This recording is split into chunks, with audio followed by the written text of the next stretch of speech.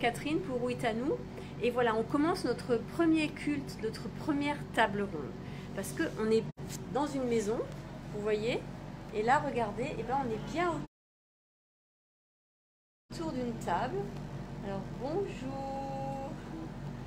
Et la petite dernière qui est là. Donc, on s'est retrouvés en famille. Et la table, pour le coup, elle est vraiment ronde.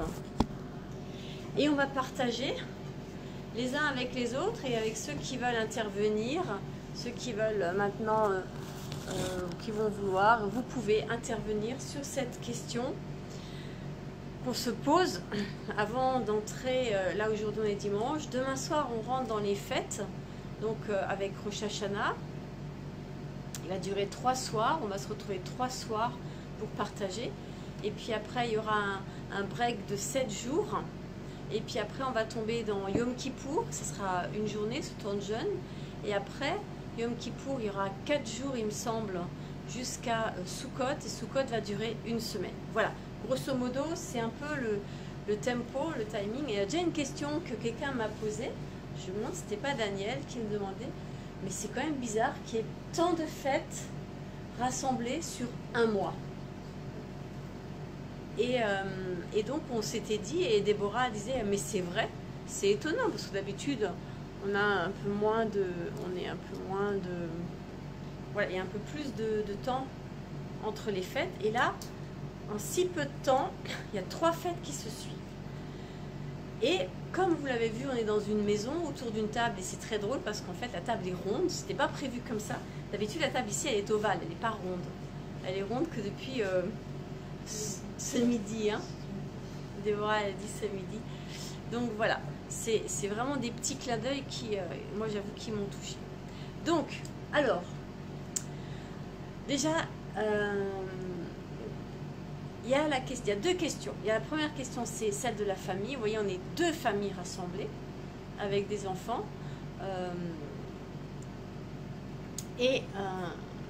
Donc l'importance d'être ensemble. Et puis la deuxième chose, c'est pourquoi ces fêtes. Alors, qui a une idée? Pourquoi en si peu de temps autant de fêtes? Est-ce que vous connaissez, est-ce qu'on connaît ces fêtes? Donc je vous dis, Rosh Hashanah. Qu'est-ce que ça veut dire Rosh Hashanah? Yom Kippour et Sukkot. Oui, Rosh Hashanah? Vas-y. C'est le nouvel an? Ouais, Rosh Hashanah, c'est le nouvel an. Après, il y a Yom Kippour, c'est le pardon. Ouais, Yom Kippour, c'est le pardon. Et après, les cabanes, c'est... Ouais, la fête des cabanes, c'est Sukkot, exact. Oui, c'est Sukkot. Ouais. Après, eh bien, la fête biblique dans ce lot, c'est laquelle? C'est la fête des cabanes. Ouais, c'est Sukkot. Et elle renvoie à quoi, Sukkot? À la naissance de Jésus. Oui, Sukkot renvoie à la naissance de Jésus. Dans un deuxième temps, c'est effectivement vrai. Quelqu'un d'autre sait à quoi premièrement renvoie Sukkot? Ouais. C'est qui coup des tentes? Non, c'est pas à Paul qui coud des tentes. Les Hébreux dans le désert. Oui, les Hébreux dans le désert, exactement. Ça renvoie aux Hébreux dans le désert qui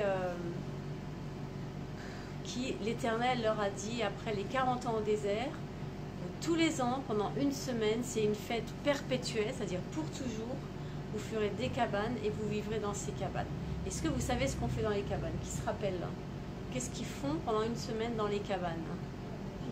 Ils mangent, ils dorment. En fait, il vit tous les jours. La vie de tous les jours, ça c'est très important. Et ils prient et ils lisent la Bible. Ouais, ils lisent la Torah, ils lisent la Bible. Alors, la Torah, c'est cette première partie de la Bible qui est sans le Nouveau Testament. Et puis,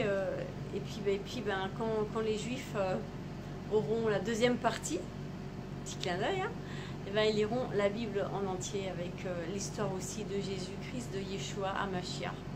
Donc voilà, Sukkot donc est lié premièrement à l'enseignement. Après, ce qui est intéressant, parce que là je viens de le voir, Rosh Hashanah va commencer par un repas. On va se nourrir de certaines choses qui ont une symbolique très forte. Ça, on verra lundi. Et notamment, ce qu'on retient souvent, c'est la pomme et le miel. Vous savez, la pomme trempée dans du miel.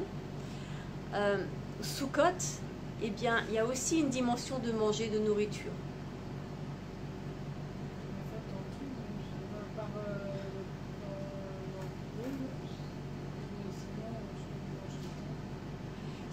Dans Rosh Hashanah, il y a une dimension de nourriture, j'allais dire terrestre, où il y a vraiment un repas spécial.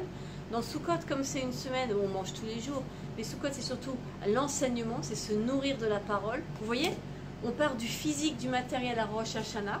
Et qu'est-ce qu'on fait à Yom Kippour entre les deux? On jeûne. Tu vois, vous voyez? Mais Yom Kippour c'est une journée.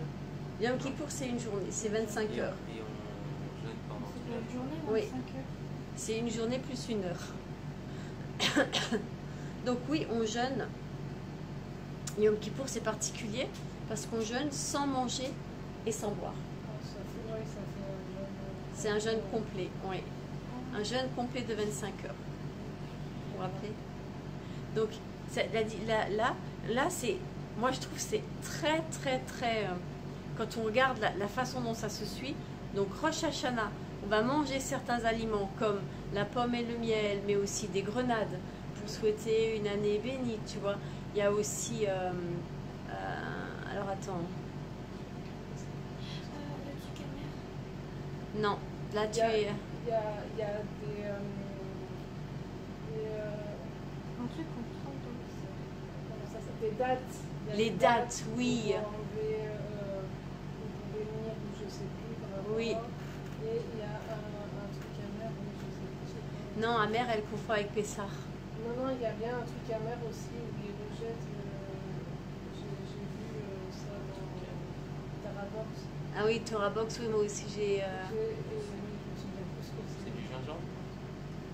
Non, il n'y a pas de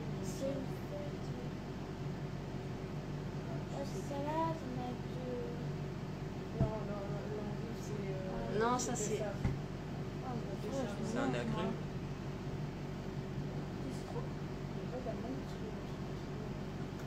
Ça me dit, j'arrive pas à retrouver, j'ai un trou, hein. J'avoue, j'ai un trou. J'ai regardé. Ah, c'est intéressant de voir que on a un trou là, on a tous un trou, mais lundi on sera prêt, vous inquiétez pas. Ouais. Et c'est à Rosh Hashanah qu'on souffle, qu'on sonne le chauffard. Oui, c'est ça. Voilà, pour annoncer la nouvelle année. Oui, c'est ça. Mais on le sonne aussi à Yom Kippour. À la fin de Kippour, il y a une sonnerie de chauffard. Yom Kippour c'est quand? Alors Rosh Hashanah c'est 3 jours et après je crois qu'il y a de mémoire 7 jours. C'est après. Tu vois, il y a 7 jours. Il y a bien une sonnerie à Yom Kippour aussi. Mais Hein, c'est pas la même sonnerie. c'est pas la même sonnerie, mais il y a une sonnerie. Vous voyez? Et à Sukkot, il n'y a pas de chauffard, il me semble. On regardera, on vérifiera. Oui, c'est bien hein, de faire un petit point. On se rend compte qu'on n'est pas si... mais c'est fou, comme d'une année à l'autre, on oublie les choses. Donc, on a encore du travail pour être vraiment d'équerre pour quand les fêtes vont venir. Mais vous voyez, ça, le fait de partager, d'être autour d'une table ronde, ben, on met en commun et on se rend compte, ah tiens, là, on n'est plus sûr, là, il va falloir vérifier, là, on va... Parce que ces choses-là ont un sens.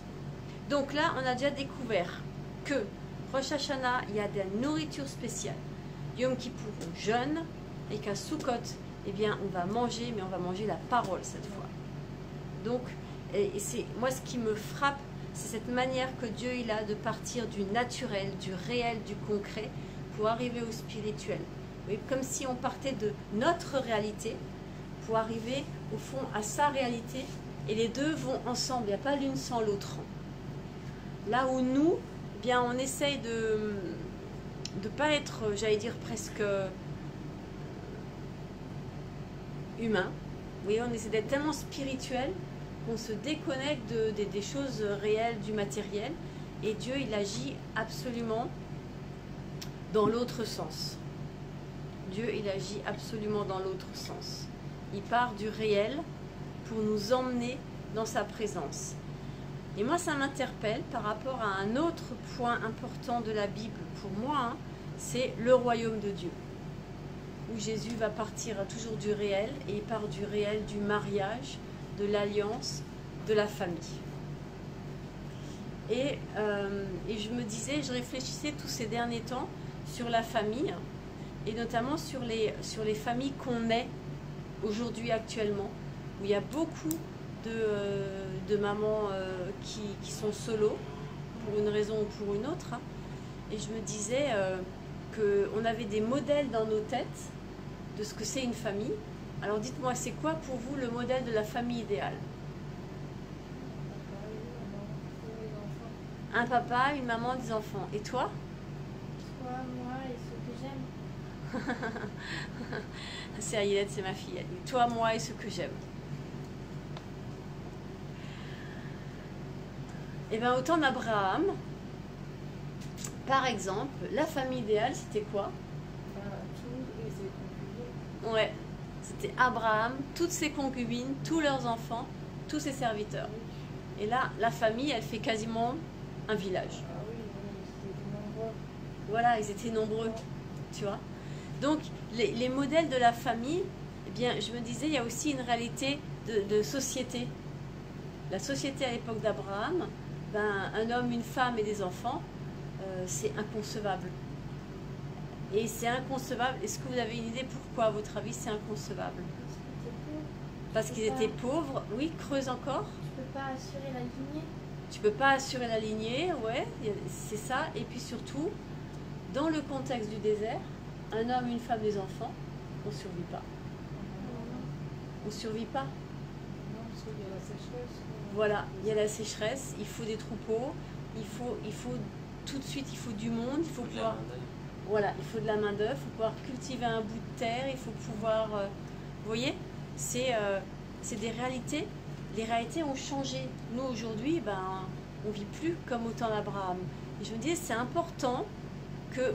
Comment est-ce qu'on va intégrer ces réalités, j'allais dire, sociales qui changent avec la Bible, la parole de Dieu. Qu'est-ce que dit, quel est le fondement que dit la parole de Dieu, à votre avis? C'est quoi? Et c'est là où Déborah, ce que tu disais au début, ben, un homme et une femme, et c'est autour d'eux que tout va se construire. Mais au fond, dans la Bible, même si Abraham a des concubines, étonnamment, quelque part, la Bible dit que sa femme, c'est Sarah. C'est ça. Parce qu'à la base, c'est Sarah qui l'aime. C'est pas forcément tant... Oui, c'est à la base, c'est Sarah qui l'aime, mais C'est elle qui va lui donner Isaac. c'est elle qui va lui donner Isaac. C'est voilà, il y a cette union, il y a quelque chose là qui se joue de cette rencontre un et un, tu vois, où tous les deux, et ça c'est très intéressant surtout avec ce qu'on est en train de vivre en ce moment dans la société, où on est dans des couples où au fond souvent l'un essaie de dominer l'autre, soit l'homme soit la femme, hein, c'est égal, de toute façon ça va pas dans les deux sens, c'est compliqué.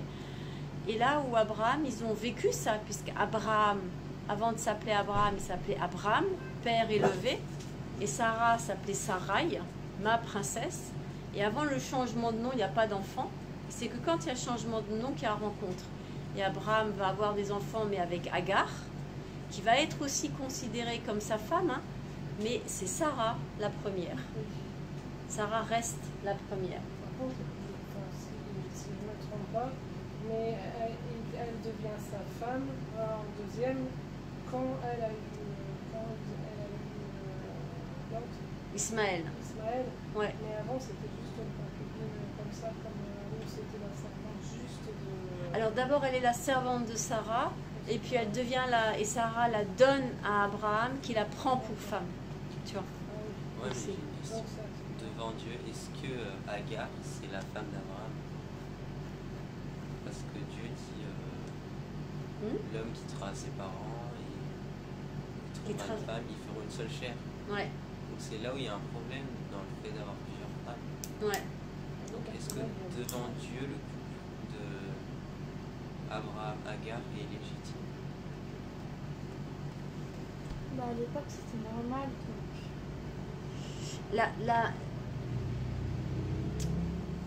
Alors on va retourner la question, tu vois, on va faire autrement. On va dire, quand est-ce que arrive ce texte Adam et Ève? Avant ou après Abraham? Avant. Après. Ah oui. Ah oui, Historiquement. les Japons. Ah oui, Les c'est Japons de clair. Babylone. Historiquement, le texte avec Adam et Ève arrive après. Donc, le texte d'Adam et Ève, donc la Genèse, est une critique des pratiques sociétales de l'époque d'Abraham. Hein? Le texte sur Adam et Ève est écrit quand les Hébreux sont déportés en Babylonie. Tu vois? Donc c'est après le roi David. Tu vois, tu as Abraham, tu as Isaac, tu as Joseph, prince d'Égypte, tu as Saül, tu as David, tu as Salomon, et puis quelques temps plus tard, tu vas voir la déportation en Babylonie. Après Salomon, tu as la séparation du nord et du sud, et après, tu as la déportation en Babylonie. Ok? Et c'est là que la Genèse est écrite. Mais tous les hommes, que ce soit Abraham, Jacob, Isaac, Jacob, etc., ils ont tous plusieurs femmes. D'accord? David a eu plusieurs femmes, sauf Saül, étonnamment. Le roi Saül, on ne lui connaît qu'une femme. Hein? Si, il se mariait avec plusieurs femmes. Non. Dans la Bible, le roi Saül, on ne lui connaît qu'une femme. Je l'ai bien, j'ai un peu travaillé, c'est mon mémoire, c'est ma thèse de doctorat. Tu vois. Le roi Saül, il n'y a qu'une femme, qui a qu'un nom. D'accord. C'est très étrange d'ailleurs, hein, parce que quand j'ai découvert ça, j'étais assez étonnée. Je me disais, mais c'est bizarre. Le roi Saül, il n'y a qu'une femme. Il y en avait au moins un qui était d'écart sur quelque chose. Il n'était pas d'écart sur le reste, mais sur ça, il n'était pas mauvais. Et Salomon, alors lui, c'est carrément la cata. Ah, sur Saül. Ah oui, j'ai entendu ça. Donc vous voyez, il n'y en a qu'un finalement. J'essaie de réfléchir. Isaac. Ah bah attends, non, il y a Isaac, il a eu que Rebecca. Oui. Je crois, oui. Isaac, son père, il a cherché. Il n'y en a pas eu d'autres. Isaac, il a eu que Rebecca. Rebecca. Isaac, il a eu que Rebecca. Et vous en pensez quoi? Il y a quelqu'un qui regarde, c'est pour ça. C'est vrai que oui. Isaac, il a eu que Rebecca. Ouais. Donc vous voyez, on en a deux. Hein? Lui aussi, il était d'équerre. Lui aussi était d'équerre là-dessus. Tu vois, donc on en a deux. Mais quand même, tu as tous les autres. Donc tu vois, c'est hyper intéressant de voir que les deux existent. Les deux on font. Et qu'à un moment, finalement, devant l'excès, parce que bah, c'est Salomon, avec ce chiffre incalculable, qui à mon avis n'est pas très réel. Hein. Mais c'est juste pour montrer à quel point c'est juste ça mène à rien. Genèse va être écrit comme une pratique, du coup ça devient une critique, tu vois, de dire mais on va pas continuer, ça n'a aucun, tu vois, et du coup ça devient une critique intéressante parce que c'est aussi une manière dont les Hébreux critiquent le fonctionnement en Babylonie, qui devait être polygame aussi, et ça devient aussi une critique sur la place de la femme, à savoir la femme n'est pas un objet, tu vois, et c'est un modèle divin, ça. Oui. Donc, Abraham, devant Dieu, et pas d'écart sur ça. Agar n'est pas sa femme. Non, et pourtant Dieu va Devant prendre Dieu, c'est Sarah. c'est Sarah. Ouais. Mais Voilà. pourtant, légitimement, Ismaël va être son fils. Ouais. Avec une femme qui n'est pas sa femme. Alors, Dieu, C'est comme quand tu trompes ta femme, quoi. il va, tu vois, il va au fond, on va le dire peut-être comme ça, que Abraham, il a raté la cible sur cette question-là, et Dieu va composer avec et prendre soin des uns et des autres. Tu vois. Donc Dieu va prendre soin d'Agar et d'Ismaël, parce que, voilà, mais en ayant bien dit, parce que ce qui fait de Sarah sa femme légitime, c'est aussi le fait que Dieu a dit, tu auras un enfant, ta descendance, ton héritier sera l'enfant de Sarah, et de personne d'autre. Tu vois. Donc Dieu a bien dit que c'était Sarah, on est tout à fait d'accord. Mais Abraham et et dans la culture de son époque. Bah, après, Abraham a pris aussi Agar parce que Sarah l'a tenté. Sarah l'aurait peut-être pas tenté, jamais il aurait peut-être pris de prendre Agar. Sarah lui a donné. Tu vois, c'est pas qu'elle l'a tenté, elle lui a donné. Elle lui a donné parce qu'ils n'avaient pas d'enfant et qu'elle a voulu faire avancer. Bah, elle a voulu travailler à la place de Dieu et elle a voulu aller plus vite que la musique. Elle a voulu faire à la place de Dieu, elle a voulu aller plus vite que la musique, elle a été impatiente et donc elle a... Et donc en fait c'est pour ça maintenant on est sur deux peuples qui ont du mal à s'entendre. Même si son frère. Voilà, bah du coup, mais c'est compliqué pour ces deux peuples de pouvoir bien s'entendre vu que la question va toujours être la même sur la question que tu dis. C'est Sarah qui est légitime et pas Agar. Oui. Et quelle est la légitimité d'Agar, quelle est la place d'Agar et du coup quelle est la place d'Ismaël. Et ça reste compliqué. Ces deux frères après ils se chamaillent là-dessus. Ouais. Parce qu'ils se demandent mais qui est reconnu plus par rapport à... Même si le fils d'Agar est l'aîné, c'est quand même Isaac qui passe le premier d'un autre côté. Qui hérite des promesses. Voilà. Même Après, si... il a d'autres promesses. Exactement. Parce qu'il est quand même... Dieu le met en valeur quand même. Parce qu'il est fils d'Abraham. Voilà, exactement. Ouais. Donc il fait partie de cet héritage aussi Oui. de ce Il Il a a- la même promesse. Voilà, il a sa place, mais pas la place qu'il aurait voulu. Tu vois, il n'a pas la place de l'aîné. Oui. Mais du coup, les deux peuples, ça fait qu'il y a des disputes, même si les deux frères s'entendaient bien en fait. Alors, les deux frères, on ne sait pas s'ils s'entendaient forcément bien, parce qu'il y a un moment, il y a un espèce de rire bizarre. Ismaël rit d'une façon bizarre. C'est pour ça qu'elle demande de partir. Voilà, c'est pour ça que Sarah dit il ne peut pas rester. Mais on sait qu'ils s'entendent bien, c'est que quand À la Abraham. mort d'Abraham, quand ils se sont retrouvés au tombeau. Exactement. À la mort d'Abraham, ils enterrent tous les deux leur père. Ouais. Donc là, on sait que. Oui, on sait qu'ils ont une vraie. Il y a une vraie fraternité là. Mais alors à quel moment après ça s'est déchiré par la suite Ça, si tu veux bien, on fera ça, on en parlera. Mais parce que ça reste de la famille et ça reste important.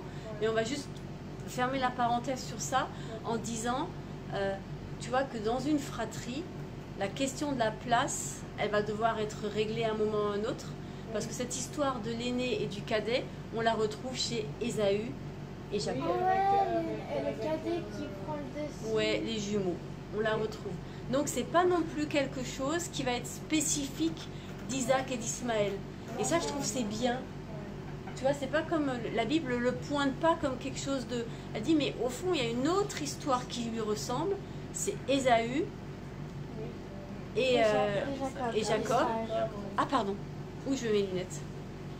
Merci, si possible, de commenter Isaac, fils de la promesse, Ismaël, Islam, pays des Philistins.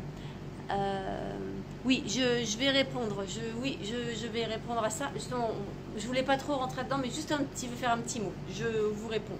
Alors, donc Isaac, on va le retrouver. Ça, c'est important ce que je dis, parce qu'on va le retrouver dans entre guillemets une vraie fraternité où ils sont tous les deux, ils sortent du même ventre. Et on va retrouver, et ça va être un mot important que je vais prononcer maintenant. On va retrouver cette jalousie entre deux frères.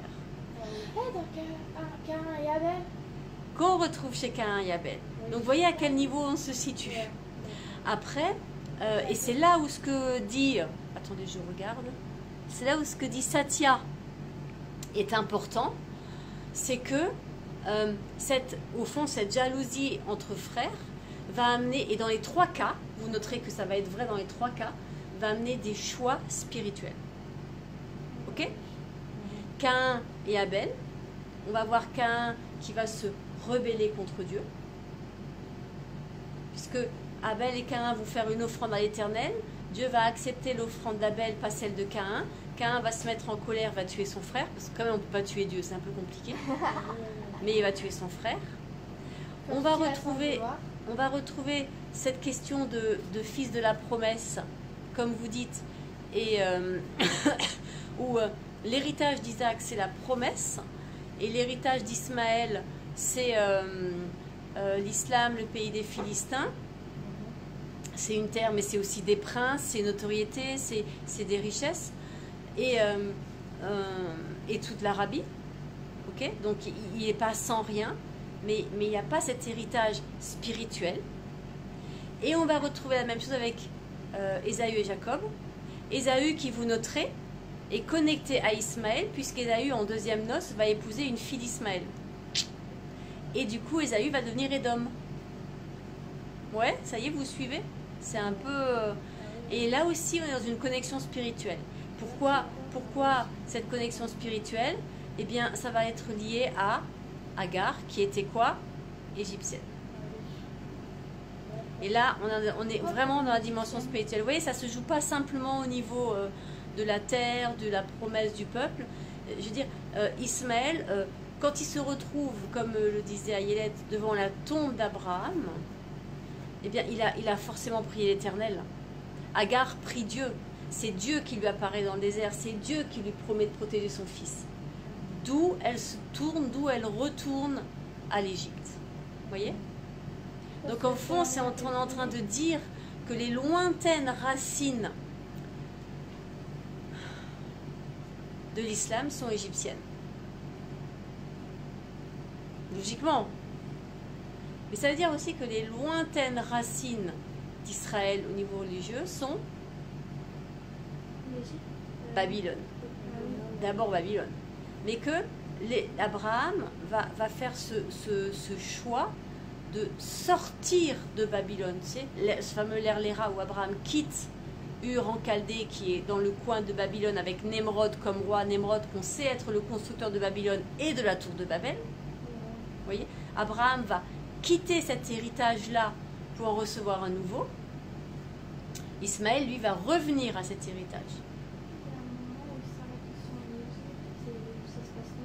Voilà. Et en fait, à chaque fois qu'on est confronté à ce choix, on est de savoir est-ce que je choisis Babylone? Au fond, c'est la question, c'est est-ce que je choisis Babylone ou Jérusalem ou l'Éternel? Est-ce que je choisis les faux dieux ou l'Éternel? Vous voyez, ça va toujours être ce choix.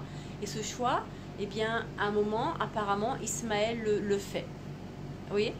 Mais la Bible nous dit il avait la possibilité de choisir. Mais ça lui appartient.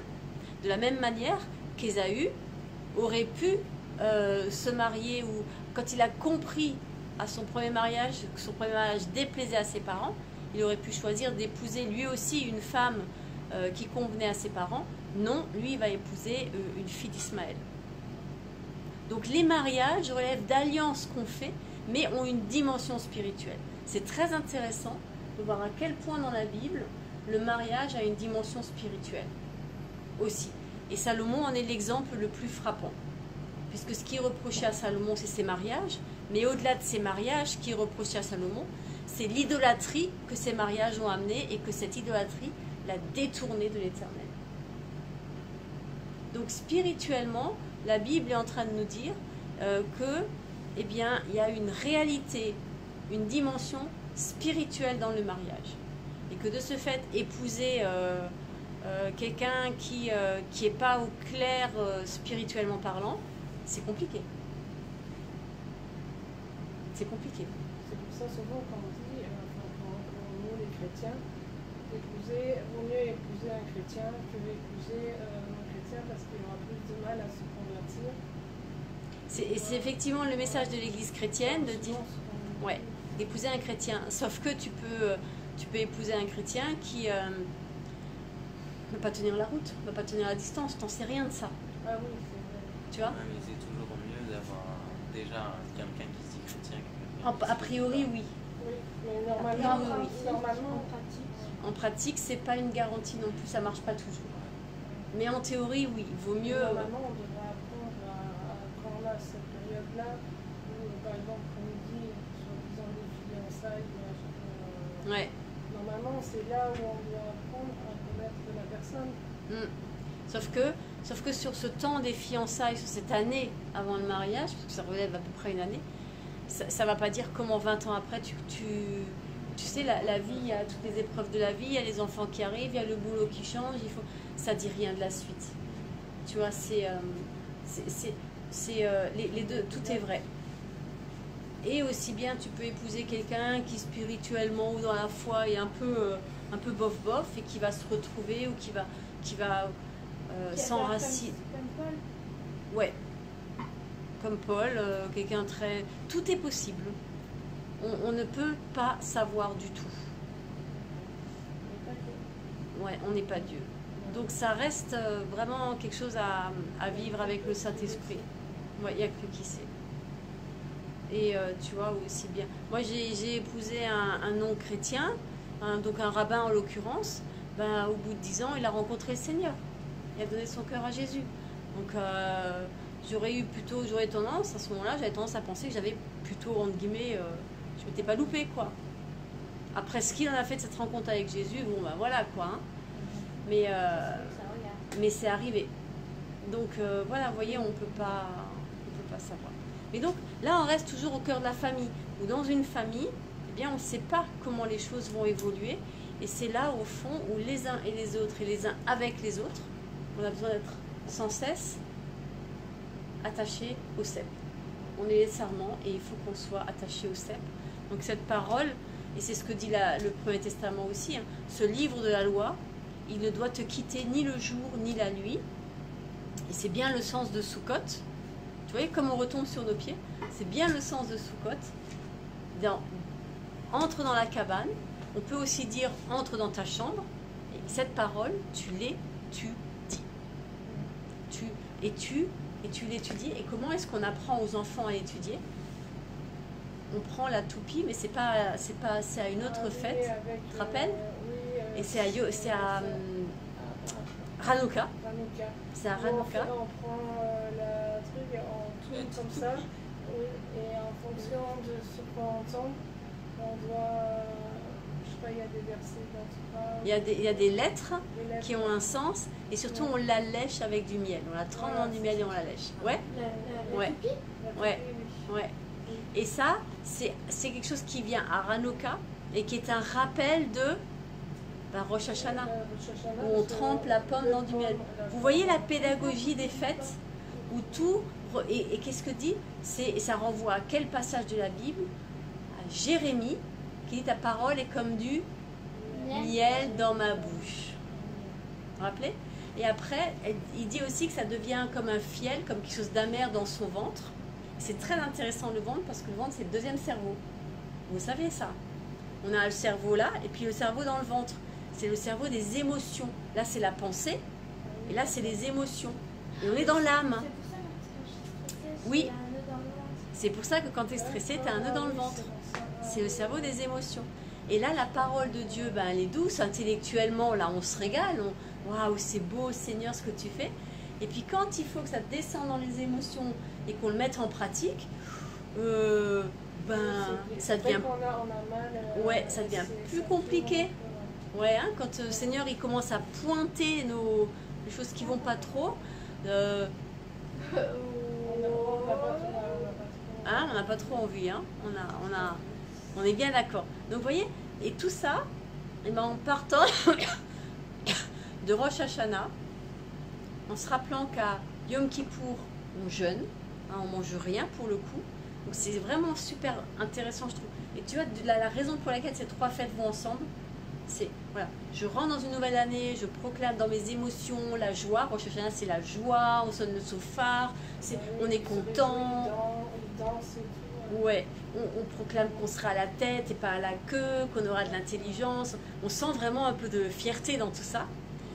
Mais c'est un temps de repentance. C'est aussi connecté, ça ramène. Il y a 3 jours.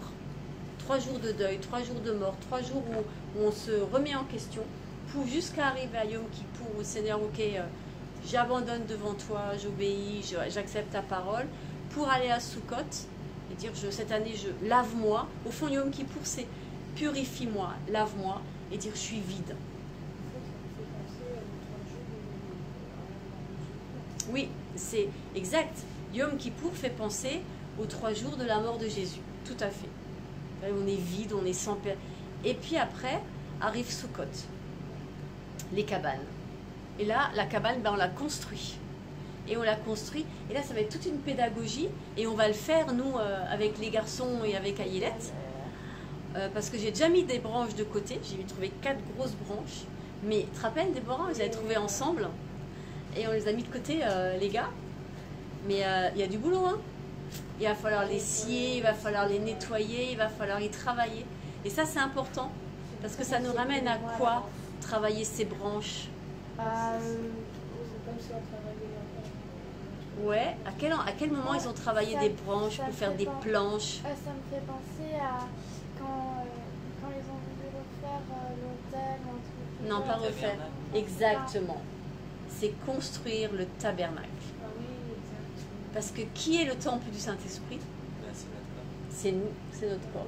Donc vous voyez la symbolique de Sukkot qui au fond pointe le tabernacle.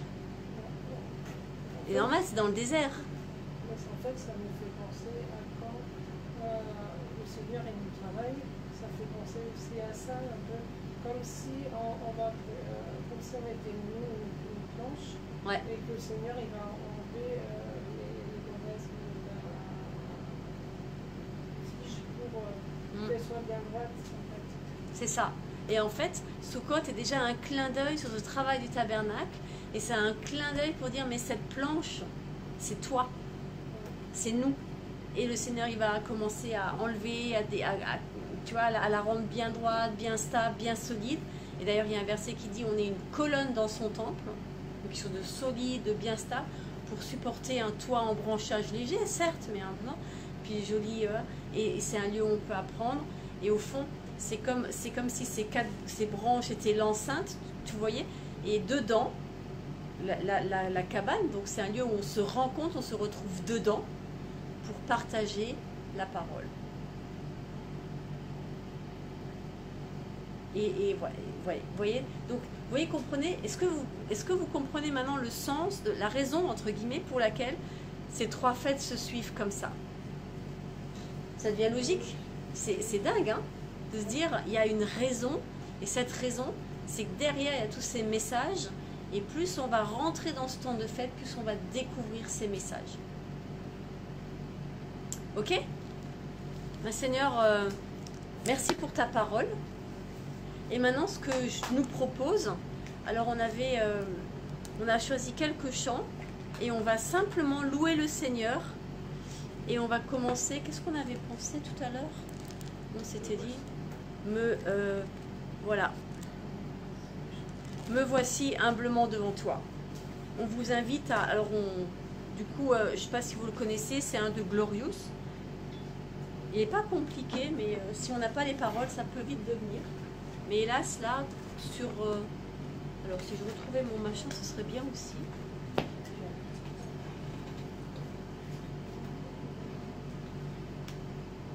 C'est quoi? Ah oui, elle a remis un message.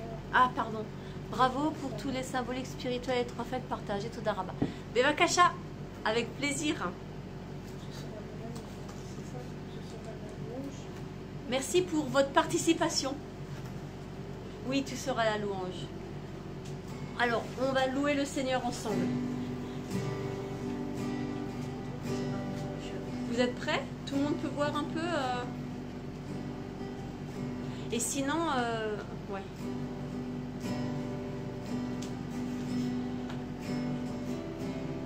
Me voici humblement devant toi,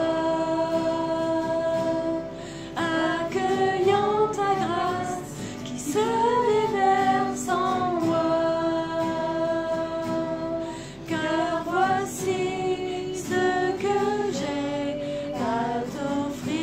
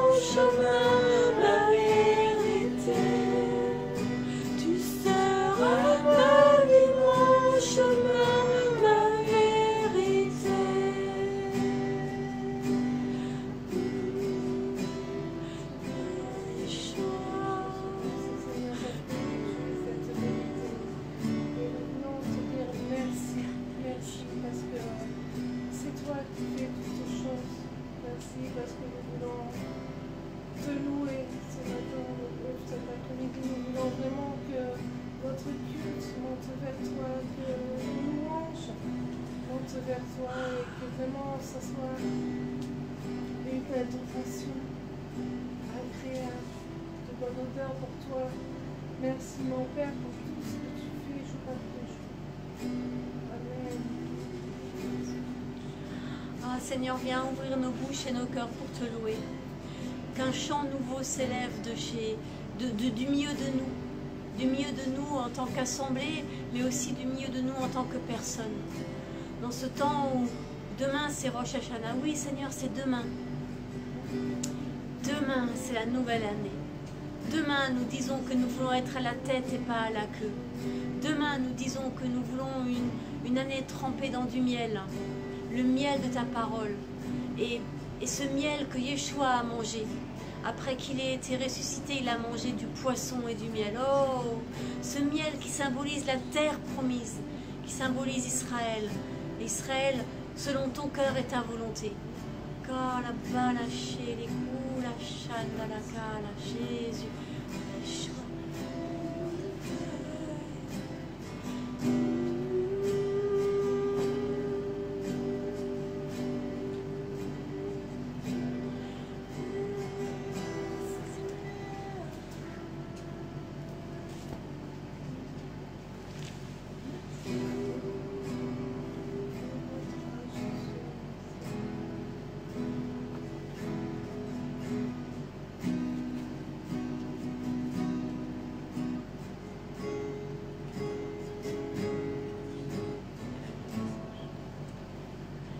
Dieu siège au milieu des louanges de son peuple. Amen. Oh, ce chant de glorieux, c'est glorieux. Amen. On est vraiment d'accord. Seigneur, on veut t'appeler à venir vraiment siéger comme le dit Satya, à venir siéger au milieu de louanges de ton peuple. Et on veut chanter Viens Saint-Esprit.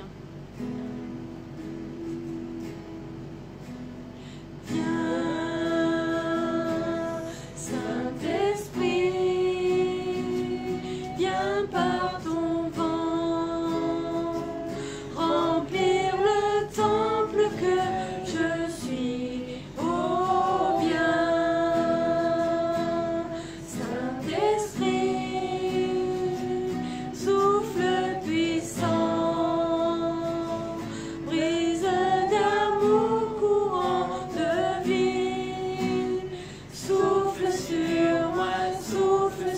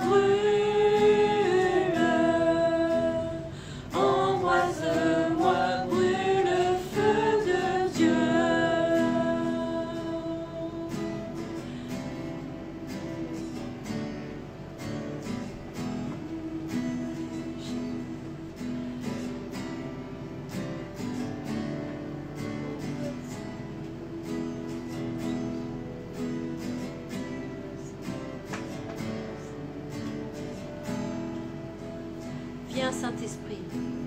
Viens, Saint-Esprit.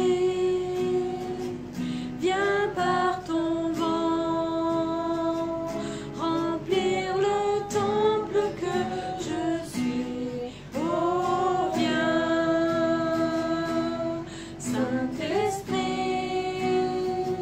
souffle puissant, brise d'amour, courant de vie. Souffle sur moi, souffle sur moi, souffle. Souffle sur moi, souffle sur moi, souffle. Souffle sur moi, souffle, vent de Dieu. Coule. Coule sur moi, coule sur moi, coule. Coule sur moi, coule sur moi, coule. Coule sur moi, coule, pluie de Dieu. Embrase-moi, embrase-moi, brûle. Embrase-moi, embrase-moi, brûle. Embrase-moi, brûle, feu de Dieu. Oui, viens.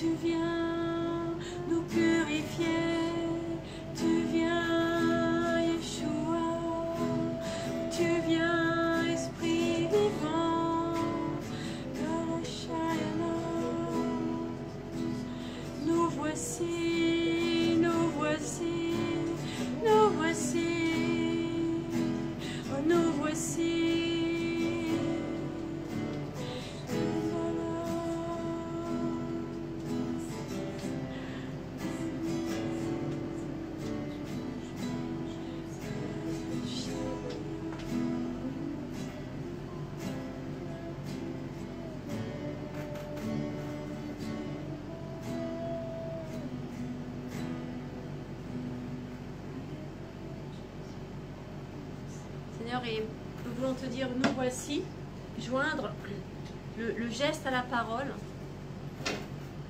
en partageant le pain et le vin de la Sainte Seine. Voilà. On a vraiment eu à cœur de terminer ces temps, de clore ces temps par ce partage du pain et du vin et de se laisser conduire dans les différents temps de partage, de table ronde, de louange aussi.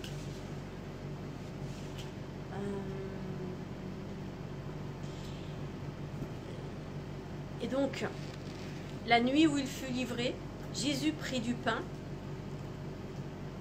et après avoir rendu grâce, il le rompit et le donna à ses disciples en leur disant « Tenez, prenez, ceci est mon corps donné pour vous. » Seigneur, dans ce pain, nous voulons reconnaître que tu nous appelles à vivre et à imiter Jésus Yeshua dans nos gestes, dans nos actes, dans nos vies concrètes. Amen.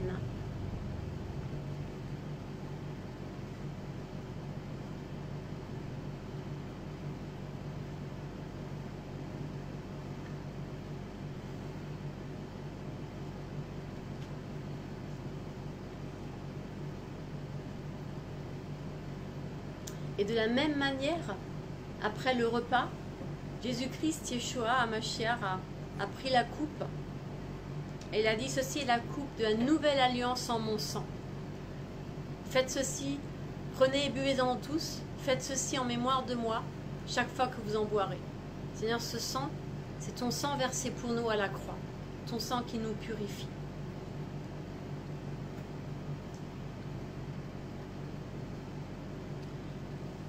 Et on veut te remercier. Et nos mots humains seront toujours trop petits pour dire merci pour la croix. Pour dire merci pour ce lieu où mon vieil homme, où mon péché, tu l'as pris et où tu me permets d'être une personne nouvelle, où tu me renouvelles. Seigneur, fais de nous, corps, âme et esprit, des personnes nouvelles. Amen.